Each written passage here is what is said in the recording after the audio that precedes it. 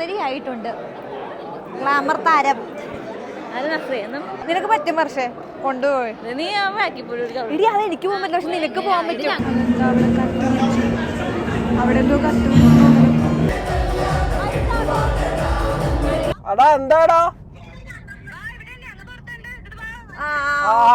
തുടങ്ങിയോ വർഷ അങ്ങറ്റത്ത് അവിടെ നിൽക്കണ. Hello guys, welcome back to our channel Vrinda Arjun. Guys, നമ്മൾ ഭയങ്കര തിരക്ക് പിടിച്ചിട്ട് ആക്ച്വലി ഒരു കല്യാണത്തിന് പോവാണ്. സത്യം പറഞ്ഞു കഴിഞ്ഞാൽ ഈ കല്യാണത്തിന്റെ ദിവസം നമ്മൾ മറന്നുപോയി ചെറുതായിട്ട്. അപ്പൊ കാർത്തി രാവിലെ വിളിച്ചപ്പോഴാണ് നമ്മൾ ആലോചിക്കുന്നത് നമുക്കിന്ന് മാരേജ് ആണ്. കല്യാണം ഉണ്ടെന്നുള്ള കാര്യം വേറെ ആരുടെ അല്ല, നമ്മുടെ വർഷയുടെ ഹസ്ബൻഡിന്റെ ബ്രദറിന്റെ മാരേജ് ആണ്. അപ്പൊ നമ്മൾ ഭയങ്കര കാര്യമായിട്ട് അവൻ എന്താണ് ഒരു 1 മന്ത് മുന്നേ അല്ലേ 1 മന്ത് മുന്നേ വിളിച്ചതാണ് എന്തായാലും എത്തിക്കോണം എന്ന് പറഞ്ഞിട്ട്. പക്ഷെ നമ്മൾ ആക്ച്വലി പ്രതീക്ഷയുടെ വർഷം ഈ വ്ളോഗ് കാണുമ്പോ മോളെ ക്ഷമിച്ചേക്കണേ. അല്ല, ഞാൻ അവനോട് അപ്ലൈ പറഞ്ഞടാ, മറന്നു പോവും, നീ 1 മാസം മുമ്പ് ഒന്നും വിളിക്കരുത്, നിങ്ങൾ തിരക്കല്ലേ, നിങ്ങൾക്ക് അതുകൊണ്ട് 1 മാസം മുമ്പ് ബുക്ക് ഇതാണെന്നെല്ലാം പറഞ്ഞാൽ വിളിച്ചേ. അപ്പൊ ഗൈസ്, നമ്മളിതാ പോയിക്കൊണ്ടിരിക്കുകയാണ്. പക്ഷെ വേറെ എന്താന്ന് വെച്ച് കഴിഞ്ഞാൽ ഞാൻ ഈ ഡ്രസ്സെല്ലാം ഇടുന്നത്, കാരണം ഞാനിപ്പോ സ്റ്റുഡിയോന്ന് ഒരു ഷൂട്ട് കഴിഞ്ഞിട്ട് വരാണ്. അപ്പോൾ ഡ്രസ്സ് ഒന്ന് വേഗം പോയി ചേഞ്ച് ചെയ്യണം. ബൈ ദ വേ ഡ്രസ്സ് അപ്പൊ നമ്മുടെ പുതിയ വീട്ടിലില്ല, അപ്പൊ പഴയ വീട്ടിൽ പോയി ഡ്രസ്സ് എടുത്തിട്ട് വേണം ഇനിയിപ്പോ എടുക്കാൻ.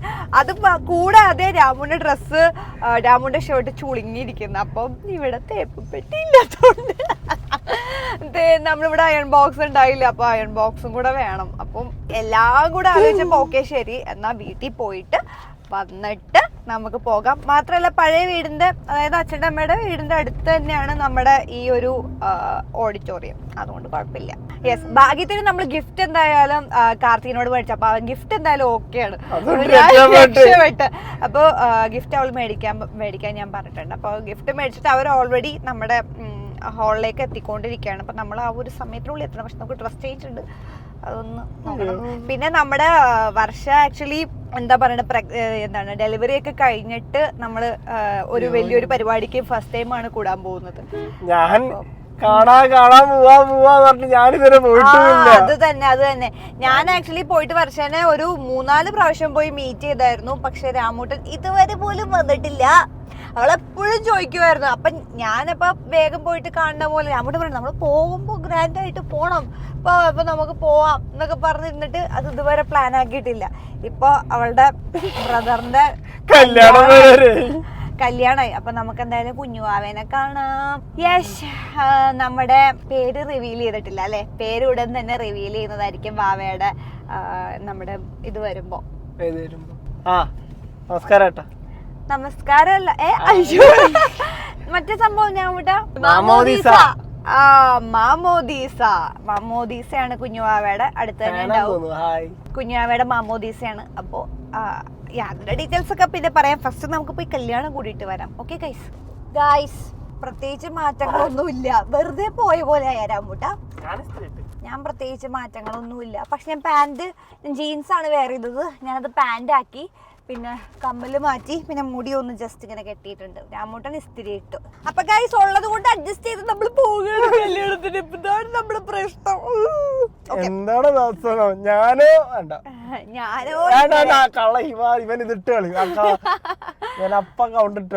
അപ്പൊ ഗൈസ് നമുക്ക് പോകാം.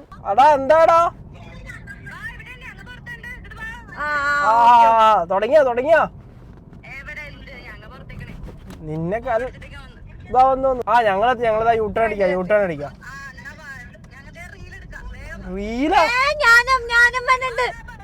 അല്ല ബൈ, റീൽ എടുക്കാനോ എന്നെ കൊണ്ട് ഇതിൽ ഓടിച്ചോണ്ടെന്നേ. ഗൈസ്, അങ്ങനെ നമ്മൾ എത്തിയിരിക്കുകയാണ്. ഇങ്ങോട്ട് ഇരിക്കോ. കാർത്തികയുടെ ഫ്രണ്ടിൽ തന്നെ ഉണ്ടെന്ന് പറഞ്ഞിട്ട് എവിടെയാണെന്നാവോ.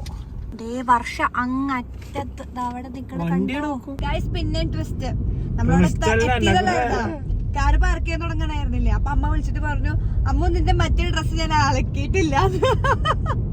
അപ്പൊ ഞാൻ ആ ഡ്രസ്സ് എടുക്കാൻ വേണ്ടിട്ട് പോവാ, ഡ്രസ് ഇടാൻ വേണ്ടിട്ട്. അല്ലെങ്കിലേ സമയമില്ല. അല്ല, അപ്പൊ രാമു എന്നോട് ചോദിച്ചില്ല നിനക്ക് ആ ഉടുപ്പ് ഇടണോന്ന് ചോദിച്ചു.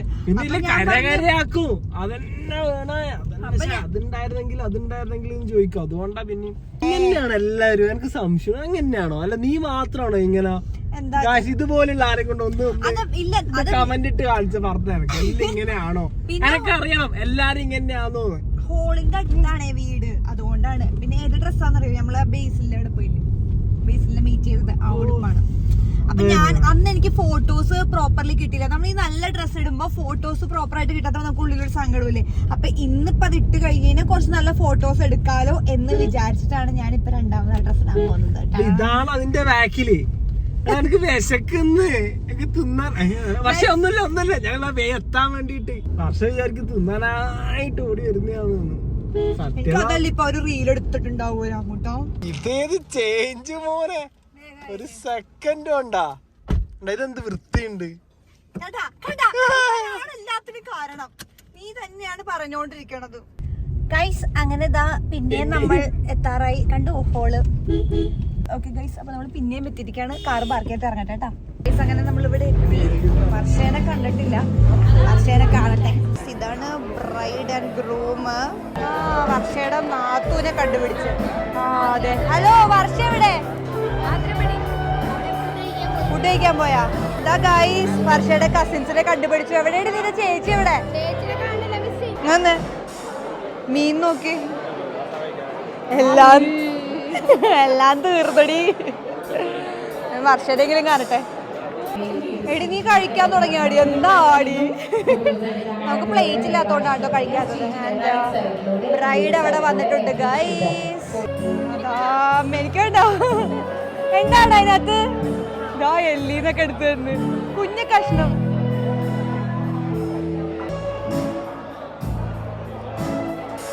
അതാ നോക്കൂ ഗൈസ്. ഹലോ, വർഷനെ കണ്ട്. വർഷ ബിസിയാ.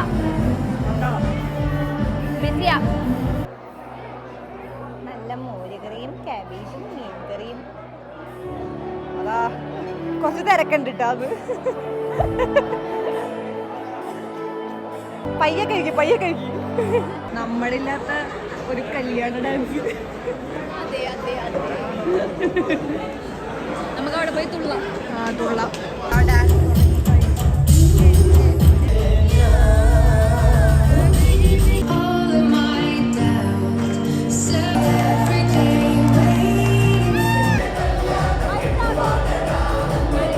സുന്ദരിയായിട്ടുണ്ട്. ഗ്ലാമർ താരം. പക്ഷെ കൊച്ചിനെ കൊണ്ടുപോണ്. ഓ ഓ ഓ ഇവനിപ്പോ എണീറ്റാ നിനക്ക് പണി കിട്ടുമോ? പക്ഷേ ഇവൻ എണീറ്റാ നിനക്ക് പണി കിട്ടുമോ? ഗായ്സ്, ഇത് നമ്മുടെ 2 കുട്ടി സബ്സ്ക്രൈബേഴ്സ് ആണ്. അപ്പൊ എന്നെ കണ്ടപ്പോ ഓടി വന്നാണ്. ചേച്ചിയുടെ ഡാൻസ് ഒക്കെ കാണാറുണ്ട്, കണ്ട് കളിക്കാറുണ്ടെന്ന് പറഞ്ഞിട്ട്. അപ്പൊ അത് കേട്ടപ്പോ എനിക്ക് ഒരുപാട് സന്തോഷമായിട്ടോ. ഇത്രയും ചെറിയ സബ്സ്ക്രൈബേഴ്സ് നമുക്ക് ഉണ്ടെന്ന് കേട്ടപ്പോ. ഗായ്സ്, അപ്പൊ നമ്മളിതാ കല്യാണമൊക്കെ കഴിഞ്ഞ് തിരിച്ച് വീട്ടിലേക്ക് പോവാണ്. എന്തായാലും കുറെ നാൾക്ക് ശേഷം നമ്മള് എല്ലാരോടും ഒന്ന് കൂടി കേട്ടോ. വർഷയും കാർത്തികയും കൂടി. കാരണം നമ്മള് വാവ ഉണ്ടായതിനു ശേഷം ഇപ്പോഴാണ് ഒന്ന് കണ്ടിങ്ങനത്തെ ഒരു കാര്യത്തിൽ കാണുന്നത്. ആൻഡ് കുഞ്ഞു വാവ അവൻ എന്റെ കയ്യില് രാമുട്ട ബഹളം വെക്കുന്നേ ഇല്ല. പിന്നെ കാർത്തി എടുക്കാൻ നേരത്തെ അവൻ കരഞ്ഞു. പക്ഷെ ഞാൻ എടുക്കാൻ നേരത്തെ ഒരു പ്രശ്നമില്ല. നേരത്തെ ഞാൻ വീട്ടിൽ പോകുമ്പോഴും ഒരു കുഴപ്പമില്ല. എന്റെ അടുത്ത് അവൻ സെറ്റാണ്. അപ്പൊ ഗൈസ്, നമുക്കിനി അടുത്ത വീഡിയോയിൽ കാണാം. Tata bye bye. അതെ കൈ വേന എടുക്കണം എന്ന് പറഞ്ഞിട്ട് മതി ഇത്രയൊക്കെ പറഞ്ഞാൽ മതി വിശേഷം. അപ്പൊ ഗൈസ്, നമുക്കിനി അടുത്ത വീഡിയോയിൽ കാണാം. ടാറ്റ.